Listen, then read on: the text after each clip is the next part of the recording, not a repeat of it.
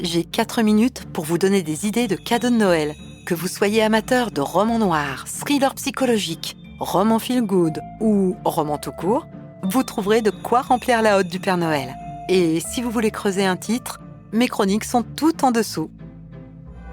6 o'clock news starts now, and for now the news is weather. The reason we are here is a tornado warning. Le lirez-vous? Le lirez-vous? Le lirez-vous? Le lirez-vous? Le lirez-vous? Le lirez-vous?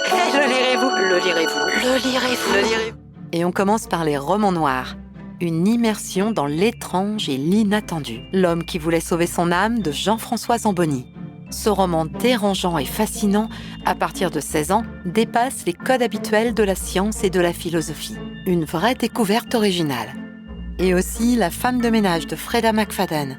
Alors, entre une patronne toxique et dérangée, un patron trop parfait pour être vrai, et une femme de ménage qui cache bien des secrets, le danger n'est pas toujours là où on croit. Une intrigue captivante et étonnante qui plaira aux amateurs de mystère. Pour les thrillers psychologiques, quand le suspense devient insoutenable, Le reflet du monstre de Ben Incasa.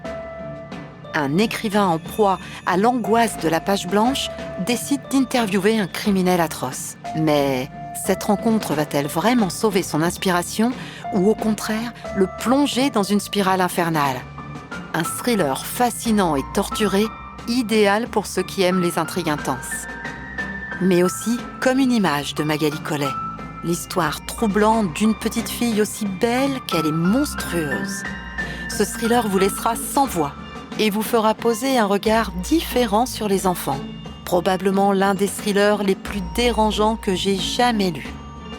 Dans les romans historiques et sociaux, des voyages dans le temps et l'émotion, Après le père d'Anne Roussel. Une fresque sociale fascinante des années 80, avec un retour poignant sur la Seconde Guerre mondiale. Ce roman est parfait pour les lecteurs qui aiment les histoires profondes et ancrées dans l'histoire avec un grand H. Mais aussi Dans le ventre de Clara de Régis Geoffrey. Une exploration inédite et perturbante de la vie de la mère d'Hitler. Ce livre dévoile une perspective originale et interroge les origines du mal. Une lecture marquante pour les passionnés d'histoire et de psychologie. Pour sourire, rire et réfléchir, évidemment, Les jours mauves de Kalindi Rumpel. Malgré un sujet difficile, le décès d'un père, ce roman regorge d'humour et de bonne humeur. Une explosion de joie et de légèreté à offrir sans hésiter. Ou encore La Manche de Max de Paz. Ce roman propose un regard bouleversant sur la vie d'un jeune SDF. Avec une vision forte et engagée, l'auteur dénonce le jugement que l'on porte souvent sur les autres. Un livre poignant qui invite à la réflexion.